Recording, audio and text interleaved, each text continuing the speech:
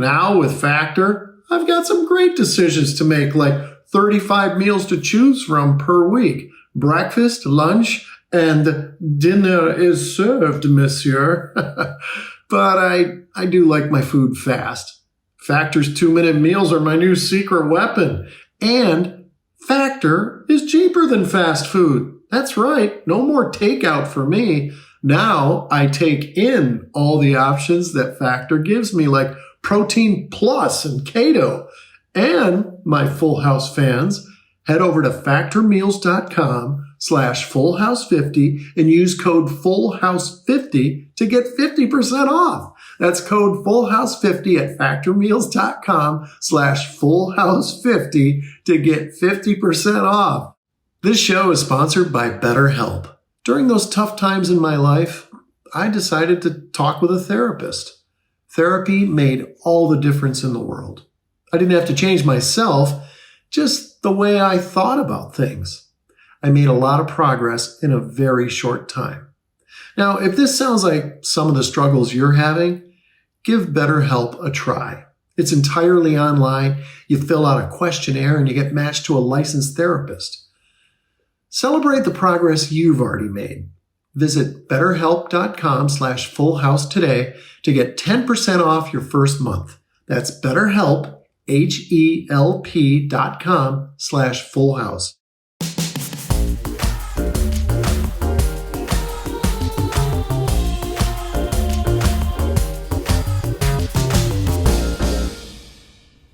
Welcome to episode 7 of Full House Rewind, also known as Knock Yourself Out. I'm your host, Dave Coulier. Josh Peck is our guest on the show today, and he's going to be joining us shortly. Episode 7 opens with Danny in Michelle's Pink Bunny room. He tells her that he's getting a tryout as a color man for the big fight, and that it'll be broadcast on cable TV nationwide. Jesse is in the living room writing a new song, and when Danny hears it, starts singing On Top of Old Smoky. Joey tells Danny how proud he is that Danny gets to pursue his dream as a sportscaster. Then Steph gives Danny a new tie and tack to celebrate his new endeavor. He decides to wear them on the TV broadcast. Jesse comes up with another song, and as he plays it, the family starts singing, "This land is your land." Well, the family decides to watch Danny on TV. Meanwhile, Jesse and Joey discover that Michelle might be getting sick. During the live broadcast, Danny shows off the gifts he got from Stephanie. Then Danny gets in trouble with the boxing champ on the broadcast and then bails himself out. Meanwhile, Jesse and Joey call Michelle's doctor to get some medical advice, and they determine that she has a cold. The family goes back to watching Danny on TV. The boxing trainer goes to slug Danny, and the tie tack saves Danny from getting hurt by the punch. Danny thanks Stephanie on live TV. Well, then Danny comes home looking disheveled, and the guys tell Danny that Michelle is sick with a cold. Joey, Jesse, and Danny sit at the kitchen table as the show wraps up with Joey giving Danny a pep talk. We'd like to hear what you think about episode 7, so send us an email at fullhouserewind@podco.us. And with that, let's get on with the show. Oh, someone's at the door. Hi, Dave. Hey, Comet, what's going on? My nose is running just like Michelle's. Oh, well, maybe we need to call the doggy doctor. Yeah, I might be allergic to the flowers in the Gibbler's yard. Were you sniffing the flowers? Yeah, I thought I saw a squirrel in there. But it was only Mr. Woodchuck. He said that he was sitting in the flower bed because he was bored. Oh, well, he was making a wood pun. Wood pun? What's that? Well, a wood pun is a joke with words that sound alike. Like, if I said something like, "Did you hear about the dog who couldn't stop telling jokes? He had everyone howling with laughter." That's a pretty good one, Comet. Oh boy, this is going to be fun. Or, what did the dog say to the tree? I'll bet your bark is bigger than your bite. See, that's another good one. I'm going to go and make some more funny puns. I'm probably going to stop by every day. Love you, Dave. I love you too, Comet. You've got messages. Oh, Time to check messages. Hey Dave, it's me, Popeye. I like this episode. Sometimes I box with Bluto and he never wins. Oh, Popeye, I don't like it when you fight Bluto. Oh gosh, Olives, how embarrassing. Hey, Popeye, what do you think you're doing there? I'm leaving a message for Dave, Bluto. Oh. That's alls I can stansk, and I can't stansk no more. Yeah, well, what do you think you're doing there, Popeye? Oh. Come on over here, I'm gonna get you Oh boy, I love those guys. And you're going to love our special guest, Josh Peck. I first met Josh when he was co-starring with my brother John Stamos on a series called Grandfathered. Josh Peck is an actor, writer, and podcast host. He began his career on The Amanda Show. His hugely successful sitcom, Drake and Josh, ran on Nickelodeon from 2004 to 2007. He starred in the Disney Plus original series, Turner and Hooch. You've heard Josh as Eddie in Ice Age and the Nickelodeon animated series, Teenage Mutant Ninja Turtles. This summer, you can see him in theaters everywhere in Oppenheimer, alongside Cillian Murphy, Emily Blunt, Matt Damon, and Robert Downey Jr. Josh recently wrapped the independent feature Summer Camp, and you can watch him on Hulu's How I Met Your Father and the third season of iCarly, alongside Miranda Cosgrove for Paramount+. You can also read his memoir, Happy People Are Annoying, and you can listen to his podcast, Good Guys, on the Toast News Network. Josh has even guest starred on Fuller House. He lives here in Los Angeles with his wife, Paige, and their 2 sons, and life probably doesn't get any busier than this guy. Here's what Josh Peck looked like when Full House was on the air. Please welcome to Full House Rewind, my buddy Josh Peck. How are you? Dude, so happy to be here. Thank you. I'm so happy that you are here. You're so busy, though. I mean, we're lucky to get you. You have a memoir. Like, you hear memoir, and it's like, oh, man, this guy must be 65 years old. But you've done so much in your career already that you have a memoir. Is that like the most millennial thing one could do is say at 36, I'm ready. I'm ready for a A memoir. little autobiography. I got enough behind me. I've smoked enough cigars. I'm going to do a memoir. It's funny because only a year out, I read the book, or I'll read like a little passage or excerpt here or there, and I grimace. I'm like, Do you really? Oh, yeah. At what, though? What would you possibly grimace about? I think it's probably good. My friend, you know Paul Gilmartin? Yes. Yeah. I know who that is. Sure. Great actor and podcaster and Yeah. hockey guy, Detroit guy. There's so many. Come on. I know. We're Detroit. We just come out of the woodwork. You know? It's beautiful. You find each other. It's nice. Yeah. And he's like, it's probably because you're growing. Like the way we look back on anything from even 6 months ago, and like, wow, I've sort of gained new perspective and whatever. I mean, it's not a true grimace, but it's just like, ooh, what I would have written now with the new information I've gotten since I wrote it. Yeah, but look at your life is growing in leaps and bounds. You're a dad, and it looks like you are having so much fun with your 2 boys. I mean, how is it being a dad? You love it, don't you? I'm obsessed. Yeah, it's great. It's the only thing that lives up to the hype.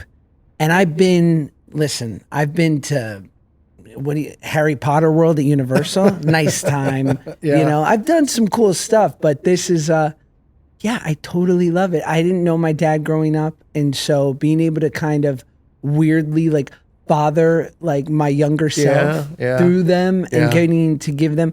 Plus, I'm a baby man. I really like Dave and Buster's, not just because you're here and your name's in the title, but I love... My nickname is Buster, for those of you who don't know. If you had multiple personalities. Yeah, I could. I could be Dave and Buster. Dave and Buster. Absolutely. Maybe, hey, wait, I've got an idea for a movie. Okay.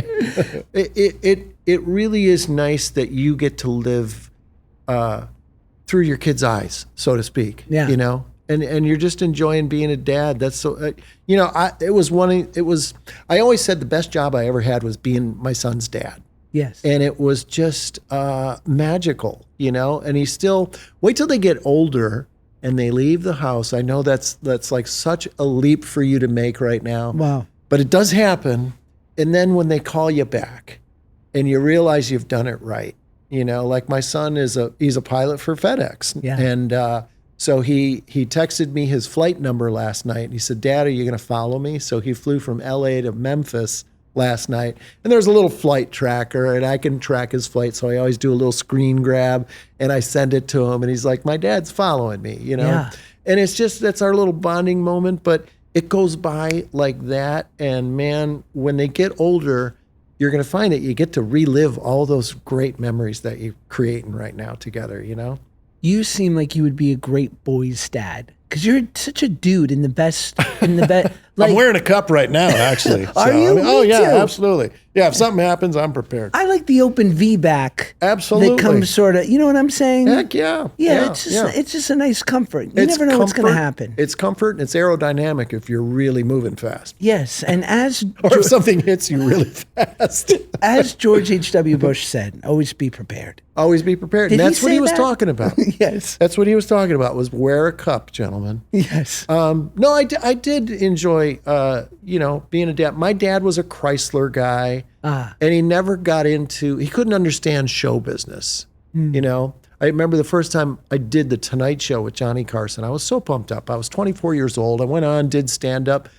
My dad didn't call me for a couple of days. Did that hurt? It did, because you want to do good, and so I called him like 3 days later. I said, hey, he picked up the phone. There was no answering machine at my dad's house ever. Hey, Dave, what's going on? I said, hey, Dad, did you see the Tonight Show? Yeah, pretty good. I go, why didn't you call me? He goes, I don't know. I figured you'd call me and, I don't know. He goes, are you going back? And I go, well, I don't know. And he goes, oh, did you say something to him? You're always goofing around. You said something smart, Alec, didn't you? Great. He was a Chrysler guy, so he never knew what showbiz was, and he never really my mom, on the other hand, was really supportive. She came out and, went to Full House tapings and was just cutting little clippings out of the papers and all that stuff, So I've always said that, being my son's dad was the best job I ever had. And did your dad ever have a chance to sort of see you at the height of your powers or in the middle of, being regularly on television? Yeah, he did. And, he became the mayor in this restaurant in our hometown, because he was my Applebee's? dad. Sorry. No, it was like I can't even remember the place, but it was a real dive, a real greasy spoon. But all the waitresses, he was kind of he was funny and lovable, and so the waitresses all knew him, and he would get my he said, send me a bunch of those pictures you got of your head. He didn't know it was a headshot. Yeah, pictures of your head. He would Love say that. those pictures of your head. Send him. So I sent a bunch, and I go, what are you going to use them for? He goes, I give them to the waitresses. He goes, they all know me, and he goes, and he would go, and he'd give me a Sharpie, and he'd go, here, and sign it, Dave Coulier. I go, well, what else am I going to sign? As to what, Dad? What else am I What are we talking about here? No, I'm going to sign it Jackie Gleason. He's like, I'm going to get an extra piece of apple pie for this one. Oh, and he did. And they, That's great. Oh, he leveraged me. My mom barters me for upgrades at Does the she? Marriott. Oh, yeah. She's giving out you my know who headshot. my son is, right? Are you kidding me? And Really? The best part is that she'll give out my headshot, and if you got one from my mom, it's probably a fake. She probably signed it herself. She don't care. She's like, they don't know. I'm still your mother. It's the thought that counts. Oh my Sometimes she gosh. signs her own name, and they're like, "Who's Barbara?" She's like, who's Barbara? That's the other you. That's the other you. it's You're in a- touch with your feminine side, and it's on that Yes. picture that your mom has. To her, she should have been the one, but it just so happened I was. Did you ever watch Full House when you were? Because I'm trying to think. We were on in '87 till '95. Yeah. So what age range does that put you at? I mean, I guess because I'm this exact same age as the Olsens. So Right. born in '86. Oh, okay. So But yeah. I totally watched it. Did you really? Oh yeah, and then it was like I don't think we ever talked about that. Just hanging out as friends. I don't think I ever said, "Hey, did you watch Full House, Josh?" It But now wasn't- we're on this show, and I can ask you if you watched. But again, one of your wonderful qualities is that I like guys who have I like people who have white collar jobs and blue collar work ethics. You know what I mean? And I've always felt that about you. Like you happen to have this great talent and skill for this thing that is very showbiz, which is showbiz, and yet your interests and your passions are completely separated, and you can do both. And I find that that those are the people that I'm attracted to in the business, which is why I think we always got on. But yeah, I had a childhood, very into Full House, loved it. Yeah. For so many kids, that we hear, kids will say, I had a tough childhood and Full House was my family. Yeah. I knew that it was kind of like, and you think it's kind of like video comfort food for a whole generation of kids, that Friday night you could go and you could be a part of a family, So I don't know if that was your experience, but for a lot of kids, it seemed they share that same commonality. Yeah, I wonder what the demographic, it appealed to everyone. But I grew up like very much a latchkey kid, single mom, only child, and she was out working all the time. And so I always say, like, my best friends growing up were Billy Madison and Ace Ventura and Happy Gilmore and the Fresh Prince. Like, these were my friends. I don't know if you knew this or not, but you and I were both on Nickelodeon shows. Really? Did you know that? No, say more. I was on a show in the early 80s, probably 1984, called Out of Control. And you were on Drake and Josh. So there's a little kismet there. Yeah. What was Out of Control? Out of Control was kind of a news program. It was a fake news program where I was the host and I had all these crazy reporters and I would sit at a desk like this. And they would come in with their stories, and then there was kind of a little soap opera happening. It was the early days of Nickelodeon when they were still based in Canada. Wow. Yeah. Who knew that? Yeah. Yeah. And Jerry Laybourne was the head of Nickelodeon back then. I like any Jerry. Yeah, any Jerry. Yeah. You like the ice cream, too. Ben and Jerry's? Ben and Jerry's. So. Yeah. It's not as good as Dave and Buster's ice cream. I don't even know. Does Dave and Buster's even They have a nice dessert selection. Do they? You want me to list it? Yes. They have a molten hot lava cake. Okay. They have an ice cream sundae. Oh, I'm in. They do like an apple crisp. My pants are getting bigger. Yeah, and then they also do like a mini donuts. Oh, fresh made. I'm wearing stretchy pants and going there. Yeah, just black out. You've always got decisions to make when it comes to the foods that you eat. My diet used to consist of foods from the 4 fat groups. Yep, I made some pretty bad decisions, like fast food. Now with Factor, I've got some great decisions to make, like 35 meals to choose from per week. Breakfast, lunch, and dinner is served, monsieur. But I do like my food fast. Factor's 2-minute meals are my new secret weapon. And Factor is cheaper than fast food. That's right. No more takeout for me. Now I take in all the options that Factor gives me, like Protein Plus and Keto. And my Full House fans, head over to factormeals.com/fullhouse50 and use code FULLHOUSE50 to get 50% off. That's code FULLHOUSE50 at factormeals.com/fullhouse50 to get 50% off. Now, I've got to decide which Factor dinner I'm going to make tonight. Do I go with cheesy bacon ranch chicken or garlic pork tenderloin? These are great decisions. Thank you, Factor. No more stretchy pants for me, even though they are pretty comfortable. So, yeah, we never talked about that stuff either, because usually we're just hanging out with our wives and we're going to dinner with the Bickerstaffs or hanging out with Stamos or and I think that's where I met you, was on Grandfathered, right? Is that where I met you, or had we met before? I was trying to think. I wonder if it's it must have been some Stamos affair. Was it a Stamos thing before that? Did you know John before Grandfathered? I didn't. Oh, well. Okay, so then I wouldn't have known you, I don't think, unless we ran into each other at like the People's Choice Awards or the Nickelodeon whatever awards or something. I remember I was 15 at this restaurant in the Valley. Great chicken fingers, Dalt's, no longer there. Still great chicken fingers though. And Stamos walks in, and the person I was eating with knew him. So Stamos comes over, and lovely, charming as he always is. And I remember meeting him, 10 years later doing Grandfathered, and he had a couple of his same tricks from the first time we met. And I was like, these things have really been working for you, John. So what's one of the tricks? he just like, he'll just kind of come up to you and he knows how to make you feel like $1 million. Yeah, which absolutely. is That's an art. It's an art. That's an art. And I remember, and then he self-admittedly, because he hung out with Rickles for so long, Yeah. he likes to go after the big fish, in the room. Yeah. And I remember when I auditioned for Grandfather. Oh, you've so got him nailed. Oh man. Well, how we love him and like feeling like we have this brother, you guys, true brothers. And as of recently getting to know him and you so well, like you just learn, like you'll see your brother turn it on for someone else, you know, and I'll be like, what is this, a rerun? Yeah. Like, I know this one, but it's just because you know each other so well. Yeah, and I don't have that switch. Like Yeah? if I'm not feeling it, it's just I can't turn it on like that. I don't know if it's just I don't know where that. I think maybe my dad was kind of grumpy sometimes, and when he was grumpy, you knew stay away from dad. Have you considered Lexapro? I'm sitting on some right now. I'm hoping that You keister Lexapro? Yes, it's called Pro. And yes, and you just sit on it.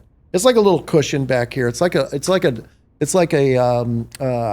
of like a suppository doily. Yeah, that you sit on, and I like it. Yeah. Yeah, changes my whole mood. Nice and even. That's not funny. But I remember when I was auditioning for Grandfathered, and I was big on that app Vine, which was sort of the original TikTok, and it was 6-second videos. And as you know, in the testing phase for audition or for a TV show, right? And you audition, and then you get a call back, and then maybe you go in front of the producers, and at every turn they're sort of weeding down the choices until there's 2 or 3 people. And so if you are the choice, many times they want to embolden you and say, like, they kind of want to make you feel like, don't be too nervous. It's yours to lose. Right. Which can sometimes backfire. But so I think John knew that I was kind of getting that feedback of like, you're in great shape. Like, just go out there and do what you've been doing. Sure. Yeah. So he walks into the waiting room and he sits next to me and he goes, my niece is like those 6-second videos you make. You think you can be funnier for longer than 6 seconds, though? And I was like, you and I are going to get along. Right for the jugular. Yeah, he went right for it. You're withholding like my dad. I'm in. Yeah, that's a little Rickles brushing off on him, But he's been so good to me. And I always say, like, rarely could I have imagined that, at 28, meeting people like you and Stamos, like, that these people, like, I could truly call them a friend, and he's been as good as gold to me. So he's a brother. Appreciate him. He's a brother. I was very close to his whole family. I mean, his dad and I used to play golf together, and he was very cantankerous. Oh boy, this is a bunch of crap here. Really? Oh yeah, he was. But I loved Bill Stamos. We laughed so hard together.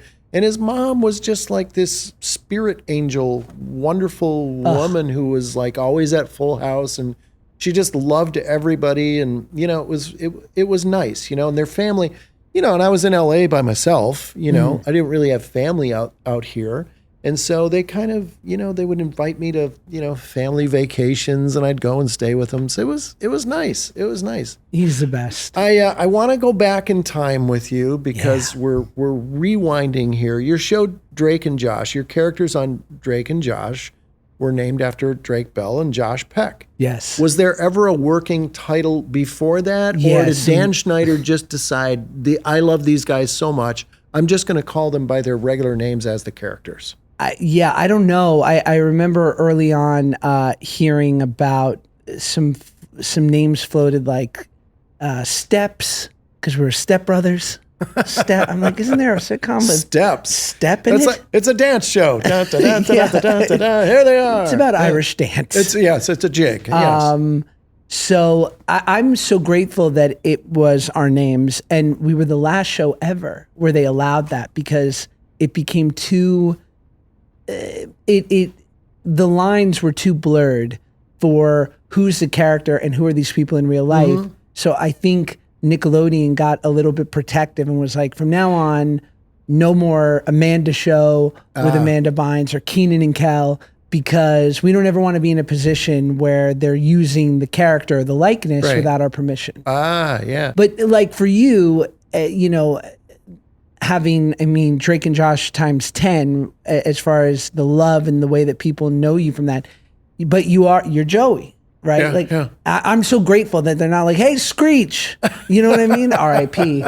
Love you, Dustin. But like, you know what I'm saying? Like, Right. Are you ever like, have a name? Well, yeah, but you know what? I just kind of accepted it and just own it. And so many people come up and they botch up the cut it out thing. They'll go, "Hey, throw it away," and I'll go, "What? Okay, you mean cut That's it out? good. Yeah, throw it away, knock it off, hit it around." And I'm like, I know what you're trying to say. Reshape it. Yeah, it's like, okay, why did I come up with that? I actually sold that cut it out thing from Mark Sandrowski. Wow. Who's directed you and a longtime Huge friend. director. But he says I owe him royalties for that. And I said, you are so successful as a director, you just buy me a house or something, okay? And will ya? Shh, I've known you since we were 8 years old. Yeah. Stop. I came into Grandfathered to do a little guest star bit. How was your experience? Now I've known John for a long time, How was your experience working with him? Because he can be that Don Rickles character, when I was working with him, it was probably a way different experience than what you were doing. You guys were single camera, right? Sometimes you had a shadow cam, Right. Shadow in the scene. But we were on that 4 camera. Was Drake and Josh, was that single camera? No, it was. That was 4? Yeah, 4 Did you have an audience for that? We had an audience, and then basically we would shoot so many takes, and it was such a difficult sort of process that, and I, that's saying it nicely, you couldn't have an audience sitting there for 10 hours. Oh, okay. While you're doing take after take after take. So after the first season, we got rid of them. And then Grandfather, that was single camera, right? That was It like was. shooting a movie every week. Like that's was. tough. That's you're working long hours on those kind of shows and stuff. What was it like working with John? Did you guys have a lot of scenes together, or would you do yours, he does his, and you piece it together? Working with him was excellent because and a lot of it was in hindsight, because I can look at it now as like, here I was, 28 years old. I had done some stuff I was proud of since Drake and Josh and this movie with Ben Kingsley, and I did this little part in this movie with Pacino, and the producer of that, or the director of that, was the producer of Grandfathered, which was a big part, the reason why I got the part. And you didn't have a memoir back then. no memoir yet. I said, gathering in the collecting phase. You're collecting your memoir. And so that being said, but I hadn't done anything at that level publicly on TV again. So I was feeling a lot of pressure, and especially coming off of something as beloved as Drake and Josh. But I think naturally people think of you in one way. Yeah, absolutely. And the hope was maybe they could also think of me in an additional way, like an extra flavor. Yeah. And so I'm carrying all those nerves. And then John understandably is carrying like it's the show, which I've had to do one since then. And it really, you get all the good, but you get the bad too. And it can be a high pressure situation. And you're also kind of setting the tone on set, and people are looking to you for answers. And so all that being said, look, I've told this story before, and it's to his credit. I remember he said to me once early on, he's like, I think you're finding what makes you funny as a grown-up. It's interesting. Now, I was 28 at that time, and my whole life had been hinged on being funny and knowing what I was doing, right? And I'm like, this is my bread and butter. This is how I make a living. Yeah. So at 28, I was so threatened by this, because I was Really? like, Yeah. what do you mean? Like, I got it figured out. Wait till you see this shtick. Like, trust me, I got the bums down. You know what I mean? Yeah. And he was so right. And it revealed itself over years and years and years of just like what worked for you then. Right. Like the spirit of who you are as an actor and comedian will always be there. But as we grow, we learn new things. We grow into ourselves. And so he would constantly like be giving me sometimes hard to hear, truths, but it always was like in my best interest. So in that way, like I really just appreciated him. Did you ever say to him, "Hey, Stamos, you're still using all your bag of tricks like you did in that restaurant. You remember Daltz? Why are you on me? Don't you remember Daltz?" Where do you think your comedy comes from? Like, I mean, because, working with the Full House kids, our kids were really just naturally funny. And you're like that. You're a naturally funny guy. You think in a funny way. And that's not something you can teach. You can't teach someone to have a sense of humor. You either have that or not. Where do you think yours comes from? My mom is an unrealized performer. She should have been, I don't even, she's like a relic of the past in the best of ways. She's like the marvelous Miss Maisel if she didn't, if she had never gone and became a stand-up and stayed a housewife. You know what I mean?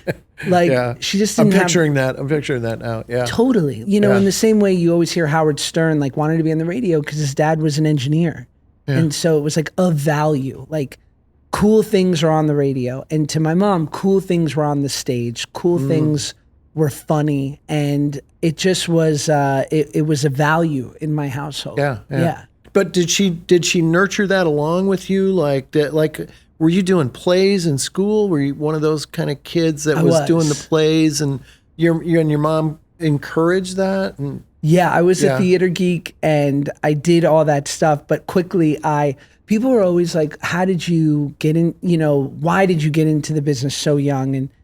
And I said, because I'd be at school plays, much like a kid who's playing Little League would be like, I want to be on a club team. I want to be on the competitive team, like, because I love this so much that I want to play it at the highest level possible. I would look around, I'd look at Debbie phoning in her performance in 4th grade, and I'd be like, Deb, get it together. Get on your mark, know your lines. So as soon as I knew it was possible, I'd watch Nickelodeon, I'd be like, they're my age. Yeah. Like there's some secret list of kids who get to do this at a high level. Yeah. And I just wanted to do it the way they were doing it. Yeah. So then what's the move? How do you make that move from being that kid, having those thoughts to, okay, Mom, I'm ready? Do you remember Backstage magazine? I do. Yeah. So I don't know how I procured. I don't know how I know that either, you know, but I remember Backstage magazine. It was like the Actors Digest. And in the back there were classifieds and it was jobs, open calls, and managers and agents would advertise. So I'm 9 years old and I'm reading Backstage and I see this guy who's advertising Sid Gold at Gold Star Entertainment. I represent comedians of all ages. I said, I qualify.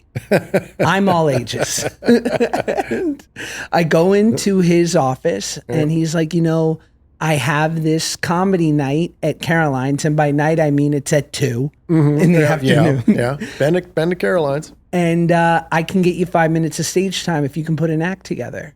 Wow. And I put an act together, making fun of my mom and kids at school. So how old are you when you do that? 9. 9? Yeah. That's crazy. Nightclubbing at 9. I know. I thought I was young when I was 17, like doing stand-up, like, wow. But 9? You were, 17 was the appropriate age to start. 9 was, I was a freak. That is a bit freaky. I actually had a 12-year-old kid open for me one time in Kansas City, and he's like an actor now. He's doing stuff. But he was so good and so polished that I just said, you got to keep doing this. Yeah. I was like, you're like a Shecky up there. You're like really? Shecky the Pro up there. Yeah. I mean, he was really, really great. But that's such an anomaly. Yeah. Like 9 years old doing stand. What was the audience thinking? Were they like really behind you because you're a kid? Yes. Of course, right? They were mostly behind me, although I'd get heckled more by the comedians. Funny. They were very threatened. Because really? we're very comics, healthy. Comics are nuts. And stable. Yes, comics are nuts. And you say, why are you a comic? Well, because I had twirly things happening in my family when I was a kid, Yeah. And so comics can be very threatened, very insecure, and lethal sometimes. Imagine choosing the only performing where there's no subjectivity. No. In the sense of like, you can't come off stage and be like, that went pretty good. Yeah. And I'd be like, no, it didn't. Right. Like, because they didn't laugh. You know. Well, the musician plays a song and they always clap at the end of the song, but they Right. don't always laugh at the end of the joke. yes. You know, so that's the challenge. And I have people tell me all the time, I've got a buddy, and I mean, he, after softball, every Friday would go to Ernie's. This guy is a riot. He should be doing stand-up. And I'll go, well, can he be funny on Friday and Saturday night at 8 and 10:30 for an hour? You know, that's, you know, you make it look easy from hard work and years of putting it together. And, Yeah. you know. This show is sponsored by BetterHelp. You don't really want to change yourself, do you? No, you're unique. You're you. No one else has got that. But sometimes we'd like to change the way we think about things. Like a lot of you, I went through some tough times. I battled alcoholism. I lost my dad. My brother took his own life. I lost a few close friends and my TV brother, Bob Saget. I was in a lot of pain. And friends and family can be great, but sometimes we need some better help. During those tough times in my life, I decided to talk with a therapist. Therapy made all the difference in the world. I didn't have to change myself, just the way I thought about things. I made a lot of progress in a very short time. Now, if this sounds like some of the struggles you're having, give BetterHelp a try. It's entirely online. You fill out a questionnaire and you get matched to a licensed therapist. Celebrate the progress you've already made. Visit betterhelp.com/fullhouse today to get 10% off your first month. That's BetterHelp, HELP.com/fullhouse. And in no time, you'll be making progress. Because you're worth it. I heard a quote recently, I think Chappelle said it, which was something like, the way you bomb is what reveals how funny you truly are. Like, because can you, in the worst of situations, figure out ways in which to yet still be... I love when Bill Burr was talking about this comedian who was bombing. He's like, you know, the fatal mistake he made was not acknowledging how bad it was going. You have to. You have right? to. Like if a joke dies, the audience loves it when you acknowledge it. That's what I learned over the years. You just go, well, you'll never hear that one again, ever. Right. And they laugh. And you've released the tension that exists in the room. And, you know, I was a happy bomber. I would go up on stage thinking, I'm so lucky. But I also, in my head, would think, I'm the funniest guy on the planet right now that these people are going to see. And I would walk up with that. That was just what was, it wasn't cocky or anything. Yeah. I was like, they're going to have so much fun right now, but I'm going to have as much fun as them. And I would go on stage thinking, I'm going to have a blast. I don't care what happens. So even if hecklers or something happened, or I had a woman, her water broke in the middle of my show, like right in the second row. How'd it go? The EMT guys Not came her, in and you're performing the show. her You're right. You know what? I'm delivering not a thinking baby. like a comic Who right now. cares? Not thinking of like a comic. My set. How was your 15? Ma'am, you're selfish. You know, it was actually in, where was I? I was in Indianapolis at a place called Crackers, and the woman's Great. water broke, and I was like trying to make jokes about it, but I just said, okay, we got to stop because this is for real here. Well, and we stopped, and she should have to buy 2 more drinks. It's a new guest. you know, it's two drink minimum. Yeah, you I know, mean- and she was drinking for 2 already, so she didn't. You know, They I'm could do sure they soda. didn't stop her on the way in to tell her that. Right. Sorry, but there's a 2 drink minimum, so it's 4. Yeah, it's gonna be okay? 4 now. Yeah, absolutely. Me and my wife Melissa just adore you guys, but even so, my wife just thinks the world of your wife Paige, and you guys are raising your 2 little boys. And Paige, I know, is very creative. I've seen some of her artwork and stuff. Is she still able to be real creative? And is she kind of, you know, or is she like loving being a mom and she's dedicated to that? I think the answer is both, in the sense of, because she doesn't have the pressure of doing it professionally every single day. Yeah. As it reveals itself in moments of, first of all, my wife is like the person that gets called all the time by every friend going, I'm creating this, I need this done, I'm making a logo for this. And she's just like everyone's sort of utility. Well, she's super talented. Creator. She's your go-to super talented friend. Yeah. I've seen her work, and it's just Thanks. like, wow. The stuff she did with the dripping paint, Oh, yeah. that just blew my mind. I was like, that is so good and so creative. And I was like telling my wife, Mel, I'm like, would it be insulting if I said, can I buy one of those? And Yeah. she goes, no, tell her, every artist wants to be appreciated, but I absolutely love that. So, when I was thinking about her interview, I thought, I wonder, is Paige, she's so creative, and both you guys are, so I'm just wondering, with those two little guys running around, how is it managing your time, your day? Yeah, I'm so lucky in the sense of she can sort of pick and choose the projects she wants to work on. And then because she has just more time at home, if I'm working, I'm kind of gone, as you know. And I was just in North Carolina working on a movie for a few weeks. And so there's sort of no negotiation. But then the beautiful thing is over the last month, especially with the strike and everything, I'm wonderfully unemployed. And so I'm like picking Max up from school and I'm doing the deal. And we have a really nice, we both love it. And I always say to my wife. You can tell. You can just tell. It's a good time. And I say to my wife, like, I want you to work for no other reason than like, we need a second income. I'm kidding. But no, I say, I want you to do it because I think you would be unhappy not using this gift of yours. And and not about the money it brings in, but more like you having something you're passionate about a couple of times a year, working towards a project, because it needs an outlet, when you have a gift like that. And you've got so many projects going on right now. So I want to ask you about some of those. But first, I want to ask you, you're doing movies now, some big stuff that I want to talk about, because I think it's because there's one movie in particular I want to talk about that I'm really interested in seeing, just due to the subject matter. But do you, as an actor, do you like being on a sound stage, a show that's like a sitcom, or do you like doing movies? What or is there something that you kind of grab from both of those? There's something in my DNA about a sitcom that I just love it. I grew up with it. And I would ask you if you share this feeling. There are very few feelings as good as coming up with a joke in the moment, a new joke. Yeah. Something you had, like you've got the one you've been rehearsing all week's in the bag now, and the audience is there, and you huddle up with a bunch of really smart, creative people, and you go, how about this? Yeah.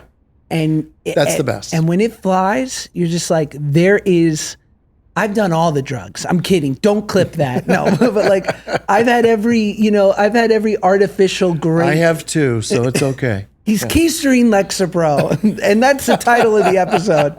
But I've had every feeling, like artificial sensation of joy, and nothing comes close to. Yeah. So I love that. And then what movies, what it does for me is that it's always like this weird challenge, and I know that it's not the thing that I'm naturally sort of good at. And in what way? I grew up with the comedy that I was exposed to was old Borscht Belt, Jackie Gleason, Jackie Mason. Love Jackie Gleason. Yeah. He's my hero. Just genius stuff. My mom's 80, right? She's going to be 80 next year. And so her frame of reference, I used to always say to my mother, because I'm 36, so kids would talk to their parents about like the Beatles. I would say to my mom, like, how was Woodstock? Yeah. She'd be like, Woodstock? I was watching Barry Manilow. Like, she's like, the Beatles. It wasn't, she likes it, but she's like, I was a generation kind of before that. Mm-hmm. So my references were older, shticky, broad comedy. That was just sort of naturally built into me. And thankfully, as a teenager, I had enough smart people around me who said, you better go to acting class and figure this thing out, because you'll never be a whole performer if you don't. Yeah. And that's where I fell in love with acting. And I still go to class, and I think that I do get these opportunities to do some cool movies that are out of my wheelhouse, because like I continue to push myself to feel embarrassed in acting class and be a beginner again. Yeah. And accept that like this might be natural to me, but I think if I work hard enough at it, I might be able to become proficient. And you're going to learn a lot more about yourself. Just Yeah. think about being a dad. Just like being, first a husband and then a dad, just like how much you're going to be able to pull from life Yeah. that you'll be able to store and have as knowledge. And then you kind of get to replay it at certain moments if there's a script or a movie or a TV show where you can just pull from that. That's kind of the cool thing is you get to relive all that stuff over again Yeah. in some way, shape, or form, I think as soon as my boys were born, that was it. Like I could cry on a dime. I'll cry right now. Did you feel like such a deepening of humanity and just emotion when your son was born? Changed my life. I bet. Totally changed my life because I realized how much of his DNA, is mine. Yeah. And I would see him do like, I it's a bad habit, but I do this a lot. And I'll see my son and he'll do the 2 fingers. Yeah. And I'll just go, wow, that's me.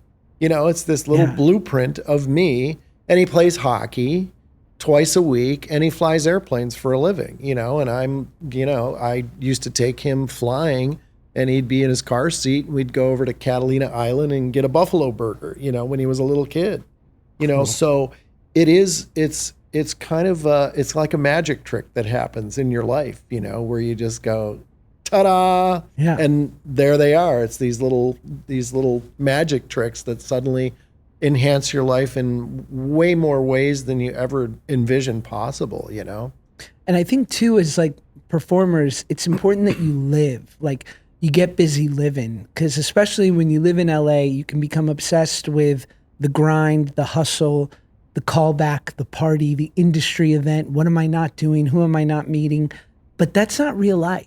Right. And I just find like you have to constantly be refilling the well of humanity and creativity by building a house and interacting with people that aren't working for the same industry that we are. Yeah. And just realizing that like, I just love, I was at a restaurant the other day and I was reading Rick Rubin's new book, which is all about creativity and how like we can really dial it. It's happening all around us if we're willing to sort of open our eyes and dial into it. And this woman, I'm just overhearing this woman talk to the waiter and she's like, I asked for minimal rice in the sushi roll. And the waiter's like, yes, ma'am, this is light rice. She goes, I didn't say light rice. I said minimal. And I'm like, this is brilliant. Like, I'm like, I'm going to, one day I will have a character that insists on minimal rice. Minimal rice. Like, what a gift. I couldn't have written that. You could be a rapper named Minimal Rice. That'd be good. Young Minimal Rice. Young Minimal Rice. I like that. Young MC. Young MR. Yeah, I love that. Young MR. Well, that was part of the reason why I moved to Michigan was because every time I went back there, it was everything that I grew up with. It was just kind of a slower pace. It was simpler. It was guys who just talked about hockey. And you weren't bombarded with this, this world that LA can kind of consume you with, Yeah. And I just, and I'd been out here for 4 decades. And I just thought to myself, there's got to be a different way of life and I just kept gravitating back towards being on the water in Michigan and the Great Lakes and fishing. And it was all this stuff that once I got back there and immersed myself in it, I thought, well, this is who I am. Right. I'm just a guy from St. Clair Shores, Michigan. That's my DNA, I'm dying to know, other than this podcast and with all you've accomplished in your career, if there was like something for the back 9 of your life, creatively wise, what do you think that would be? Like, is there a kind of project that you'd love to do? You mean in show business or just life? In show business. In show business, I really enjoy writing movies, and I love Christmas movies. So I wrote a couple Christmas movies, and one is called Santa's Shrink, and the other is called Santana Claus. It's about a Mexican guy who saves Christmas, and so I would like to create, and I'm working with a company called Cyber Group Studios. And we just started producing a series for little guys. It'd be for your guys called Yum Yum. It's an animated series. It's called Yum Yum and Choo Choo.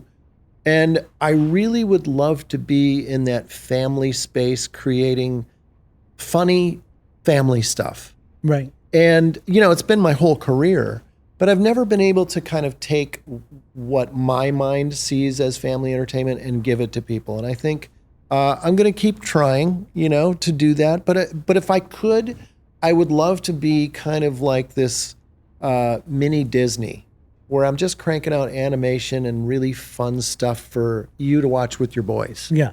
You know, like a Full House. You know, that kind of stuff really intrigues me because I hear those kids' laughs in my head. Like, what did I think was really funny when I was a kid? Right. That's the kid laugh in my head that I'd love to do that more. Yeah. Love it. Yeah. I'm going to shift gears here for just a second. Have you ever thought about going back and doing stand-up? Like No. really putting it together? I've been asked that before, and I always want to be like, don't I have enough problems, Dave? I think that I did it till I was 16. I definitely had a tight 10, but I also think I was aided by just like the weird factor that I was so young. Yeah.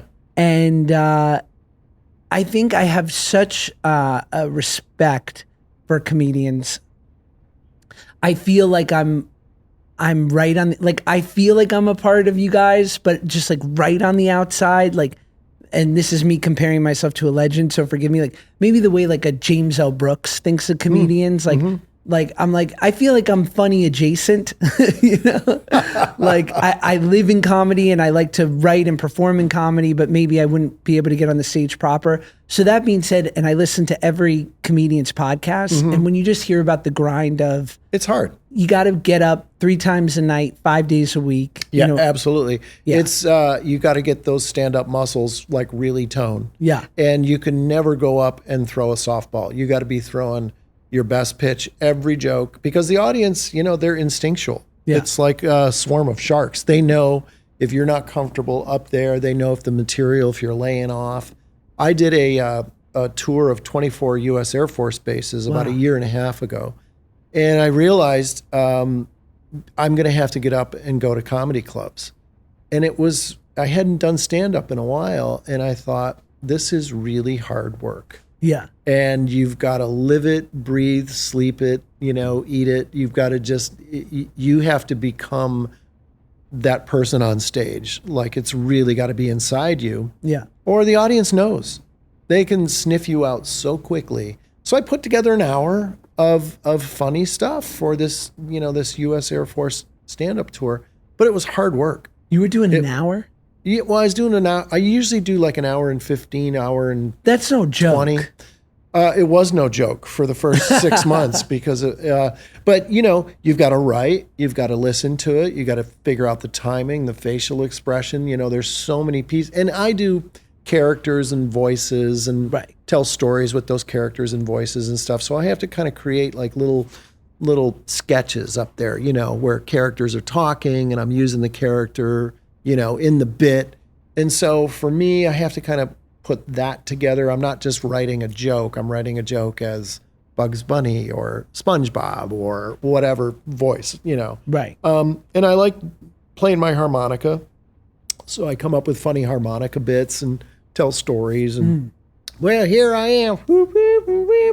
I'm just a farmer, so I'm going to tell you some farmer stories. And I would go into that character and play my harmonica and tell a joke and then go back to the harmonica. You know, but that takes time.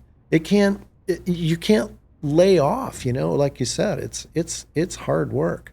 Yeah, you got to be all in. Yeah. And I'm so, I wouldn't even call it afraid. I'm like, I don't need it. I'm going to practice a little self-care and not subject myself to that. You're so busy right now. You're as busy as a human being can be. I mean, you know, juggling, you know, family life with your boys but you're doing some great stuff. Yeah, and you know what? You always want to see people that you really admire as a human being be successful. And I'm so happy for you for that. Because, you know, I've got to be very fond of you and Paige and thanks. And you know, you're wonderful people, and it makes me feel good to see you doing so well. You got a couple of movies right now. One of them I'm really interested in is Oppenheimer because of the subject matter. Can you tell us a little bit about that? And what role you're doing in the movie? Absolutely. It's a very interesting time in our world when this movie takes place.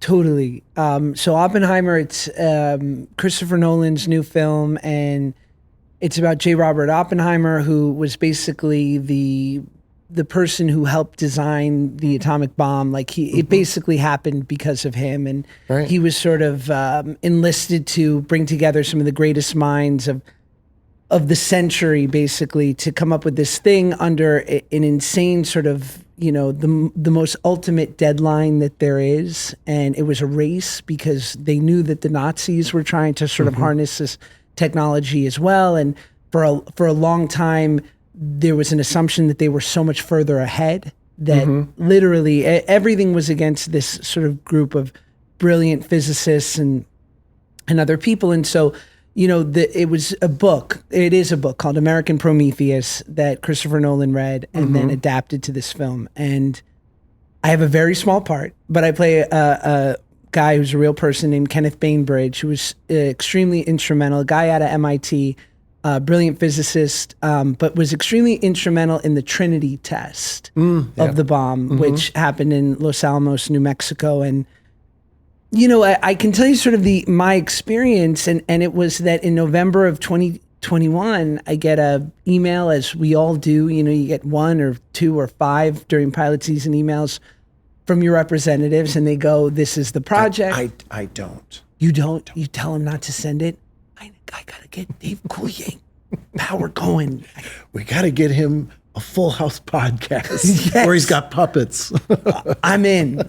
I'm totally in. That's I'm in. But you get it and it goes, here's the project, here's who's involved, here's the character, here's the 3 or 4 pages for the audition, sometimes 10, sometimes 2. Yeah. Send in the tape. Right. So I see it's Christopher Nolan, like iconic, and so attracted to this time period and this part of our history. And so I'm like, great. So I audition, I send it in, and I literally call my agent and I go, I don't get these roles. So this was a fun exercise at best. Yeah. And I'll just never forget, 3 weeks later, I got a text from her saying, Nolan saw your tape. He likes you. We're in the hunt. And I was like, oh, great. I'm like, are you thinking that this is for a 5-episode arc on some TV Land show? Did you confuse this? Because that I could believe, but not for this. Yeah. And basically once a month I would get a check-in, and through this you're hearing Cillian Murphy, Matt Damon, Gary Oldman, Emily Blunt, these brilliant big names, award winners. Yeah. And I'm like, there's no room. There's no room for a Kids' Choice Award winner. I got my trophies too, but they're an orange blimp's different than a gold statue. But not in my eyes. Thanks, okay, babe. Not in my eyes. I was a Nickelodeon kid too, so not in my eyes. You get me. Yeah, you get me. I Dave. get it. I know what you're talking about. So then 3 months later, I get the call, you got it. And it was, so there I was with a bunch of the other actors who are in the supporting roles are guys like me, who've been around forever, and journeyman actors who kind of go from job to job, some cooler than others, some great gigs, some gigs just to pay the bills. Yeah. And we're all looking at each other can you believe we're here? And that was 2 months in New Mexico. And just, I've seen the movie. It's outstanding. Can't wait to see it. Can't wait. But even if I say this now, knowing that I thank God made the cut, because that sometimes doesn't happen. But knowing that I got to be there and watch just, Christopher Nolan do what he does for 2 months. That was sort of the great gift. What's your takeaway after watching him work? He sets the bar so high, and he does it by embodying what he's asking of others, right? So he's just never not completely dialed in, completely clear about the things that he wants, what the scenes require. He surrounds himself with the people who are the best at what they do, so he can defer to them in moments. Yeah. And as you know, we're all in things, and even if it goes perfectly, the ceiling for how good it can be is a 7. And you go, I'm not going to kill myself for this. It's a 7. Yeah. You know what I mean? But something like that where you're like, oh, this can be great. Yeah. So you're surrounded by all these. I was laughing with some of the other actors who played scientists, working in Los Alamos on the atomic bomb, because when we were shooting the movie, we had all done so much research. I'm talking to family members of some of the characters we were playing.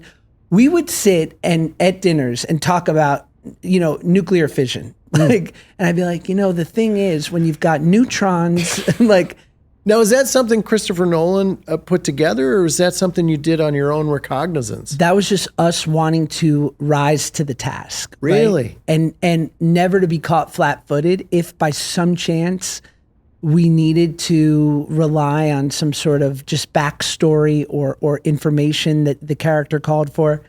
And it's hilarious because a year later, while we were watching the film, I turned to the rest of the guys and I was like, do you remember any of that shit? I was like, I don't. I didn't do that kind of research for my Even Stevens movie. I have to tell you. You did an no, Even I Stevens didn't. movie? I did an Even Stevens movie. Christy Carlson Romano was our guest yesterday. You directed on the it? show. No, but I was a guest star.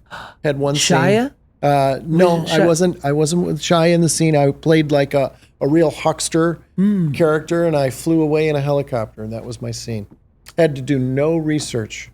That's great. Yeah, no research. Let me tell you, the Yeah. no research roles are fun too. Yeah, no research on my Joey Gladstone role either. Really? Nope. I blew a hand fart, walked in and walked out. They said, you got it. That was it. And did you not know Jeff before you auditioned? Jeff was friends with my friend Gary Shandling. And Gary and I did a lot of writing together. And Jeff was a producer on It's Gary Shandling's show. I don't know if you ever saw that show. It was a great show. Wow. But Jeff knew Gary, and Gary told Jeff, hey, Dave's really funny. And then when I auditioned, I went in, and Tom Miller and Bob Boyette were there with Jeff, and Fern Champion and Pamela Basker, the casting agents. And I went in and I read, and got good laughs. And then I stopped, and I was stopped by Tom Miller, who said, wait a second, I'd like you to read for the father.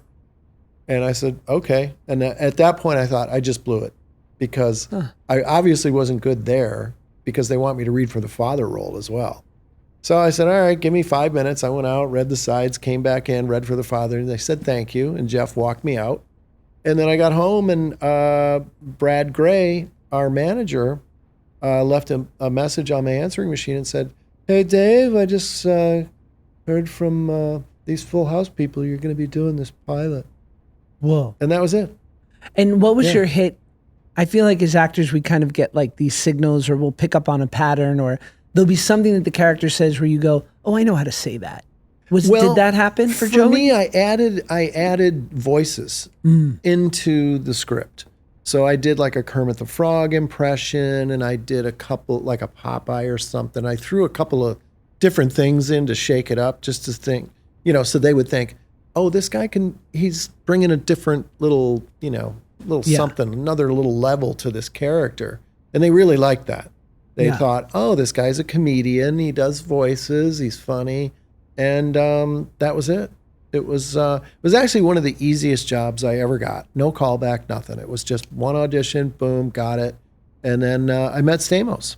That was it. What do you think? I always love asking this question. From where you started with Joey in season 1 to the final season, what do you think the arc was in you playing this character? Like what changed over the 8, 9, 10 seasons? How did it evolve? A lot in my personal life Yeah. had changed. So I think that helped evolve my character a little bit. But I didn't want to veer too far from the character that people fell in love with in like season 1, because I knew what the fans were telling me. So I tried to lean into that, because I knew I wasn't the father. So I wasn't the voice of reason. I knew I wasn't the handsome guy. I was like, I'm the goofy guy who walks into the room, does a funny voice, and gets the laugh and exits. Yeah. So I knew my role, and I didn't want to, I was like, okay, if I'm Coca-Cola, I'm not changing the ingredients to Coke Zero, Right. Have you had a Coke Zero? It's great. I haven't had a Coke Zero. They figured Are they it out. good? Oh, Listen, You've got food figured out. That's what you got Dave and Buster's. You got let me talk to the dessert Coca-Cola menu? Corporation Okay. for a second Okay. in Atlanta, Georgia. Okay. Mr. and Mrs. Coca-Cola. Whoever your food scientists are, you knocked it out of the park with Coke Zero. Really? Now I have to try one. I recently sipped on one and I thought, I'm sipping a Coke. There goes the foot. I'm going to get the beaties. You know what I mean? You're gonna die of the beatus. So, and then I look and there's a zero on the can. I go, Really? No freaking way. Really? Let me tell you, there's nothing like nothing. They nailed it. Nothing washes down a cheat meal, and by that I mean a binge. Yeah. With a Coke Zero, Like an because In-N-Out burger? sure, Yeah. Those are good. yeah, In-N-Out burger. Oh, and we don't have them in Michigan. I know. In What do you Michigan, guys we have Jets Pizza. You have We're actually the birthplace of Domino's and Little Caesars. They both started there. that's great. Yeah. Yeah. What about Skyline? Do you guys have Skyline Chili? Nope. We But don't. you have the chili dogs. We have Coney's. Coney's. We have Coney's in Michigan. And there's two Coney places that are in a war against each other. There's Lafayette and American. Is Lafayette Yes. after Lafayette from It's on Lafayette Hamilton? Boulevard So it's got to be or under Avenue. I'm not sure, but it's on. But I think Lafayette was an explorer. No, I feel Wasn't like, he an explorer? No, it's Hamilton. Je m'appelle Lafayette, the Lancelot of the Revolutionary set. I'm not a Broadway kid, okay? See, I don't Please know. Please cut that out. He was a theater geek. Okay, now that's proof right there. Yeah, no, I always thought Lafayette was a French explorer. He should have been if he wasn't. Okay, well, see, you know I more agree. about Detroit history than I do. You're welcome. But I know a lot about the Red Wings. Yeah, you do. That's about it. That's my My knowledge. dream is to get open ice checked by you Really? at about 28 miles an hour. I don't know if I can skate 28 miles per hour anymore. I don't hit anymore. I skate every Saturday morning. Here's the funny thing. My defense partner in high school, John Blum, went on to play for the University of Michigan, played for the Boston Bruins, Edmonton Oilers, Washington Capitals, and then had a cup of coffee with Detroit. We're defense partners again on Saturday morning at the Mount Clemens Ice Arena. Wow. Yep. Yep. Living the dream. And it's amazing because we went full circle. Yeah. When you're driving home after a great skate, do you ever just take a whiff of your gloves? No, because I'll pass out and crash. I bet. Yeah, no, that stuff gets aired out immediately in the garage. I don't even leave it at my truck because it will damage your truck. You'll never get that smell out. Hockey pads are a different kind of funk. It's the weirdest funk. You could use it as a fertilizer. I could just For put my compost? Yes, absolutely. I could compost any garden with my hockey gloves. Let's take it Absolutely. to Shark Tank. You know what? We could. We think could so. take a Shark Tank. I'm in. Yeah, you are. I'm in. It makes me so happy to see you doing so well, Josh. And you got so many great things. Is there anything you want to plug? I have a podcast, Good Guys, which right. Dave so kindly said he would come on. I would love to. Bless us with an appearance. I would love to. I did your other podcast on the set of Fuller House in my dressing room. I can't remember what that one was called, though. Were we on? We weren't on Fuller House together.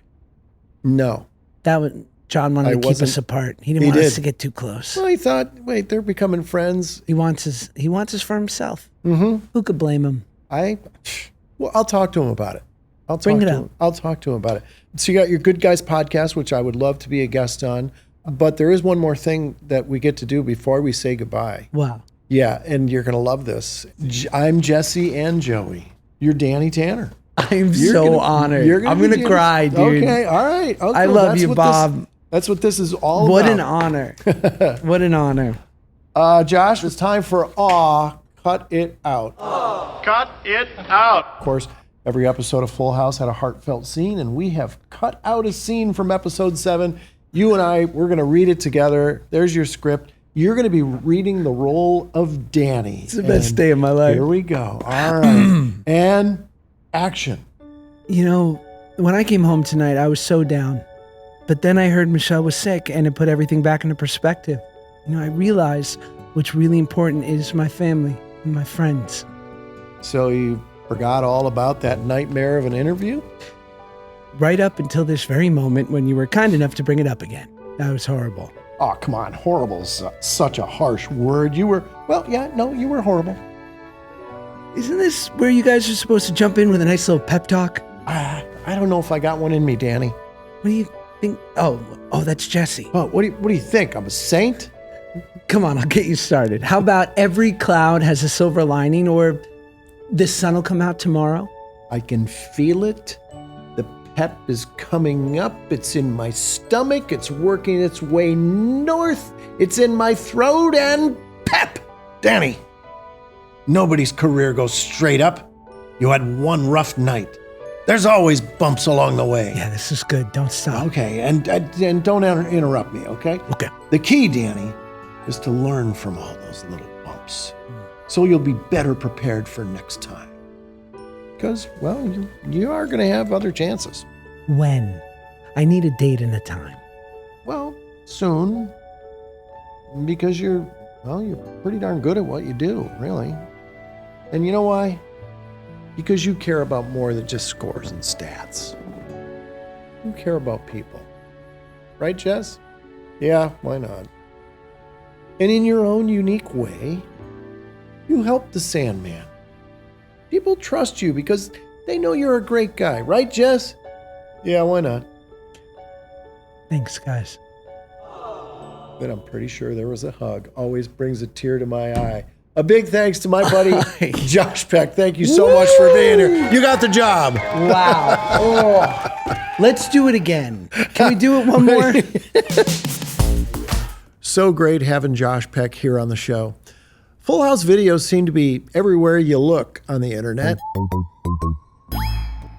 And we like to bring them to you on Full House Rewind. So here, take a look at this one.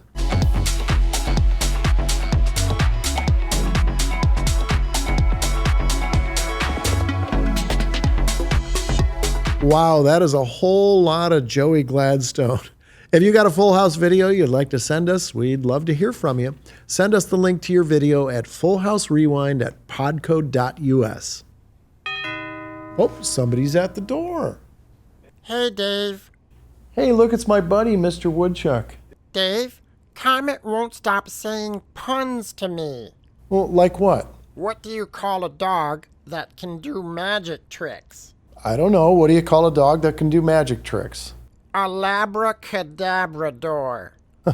Actually, that's a pretty good one.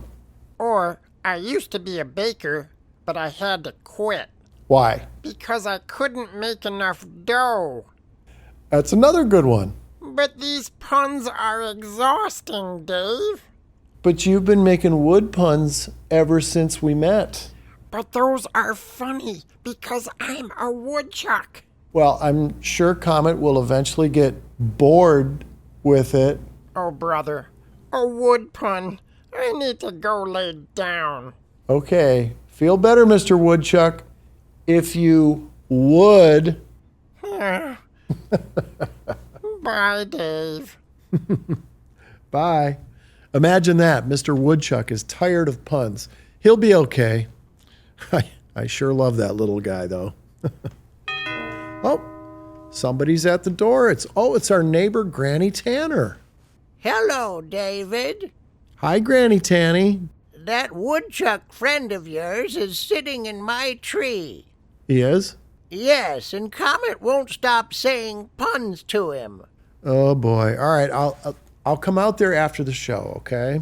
And maybe you can stop by and you and I can run some lines from the script for my new show. You're gonna think I'm a genius. Okay. You can probably put me right up there with Jeff Franklin, J.J. Abrams, Spielberg, Norman Lear, your hockey buddy David E. Kelly, Chuck Lorre. I'm gonna be the next Marta Kaufman, Shonda Rhimes, Mindy Kaling, Angela Kang. I'm getting all worked up just thinking about it. Well, that's fantastic, Granny. I'm happy that you're so passionate about being creative. Thank you, David. I'm gonna go and change into a comfortable pair of riding shoes. I'm writing so much stuff that I could give myself a Tanner family Full House hug. Okay, go get him, Granny. Bye, David. Well, it sounds like Granny Tanner is going to give herself a Full House hug. And you know what? We close every episode of Full House Rewind by giving all of you who need it a hug. So here it is, your Full House hug. Come on, bring it in. Yeah, that's pretty good. That's our show. We'd like to thank our special guest, Josh Peck, for stopping by, and thank you for listening and watching, because you are the heart and soul of Full House Rewind. Now, go out there and share the love. So long. Thank you so much for watching this episode of Full House Rewind. To watch clips from the pod, go check out the Full House Rewind Clips YouTube channel at the link in the description.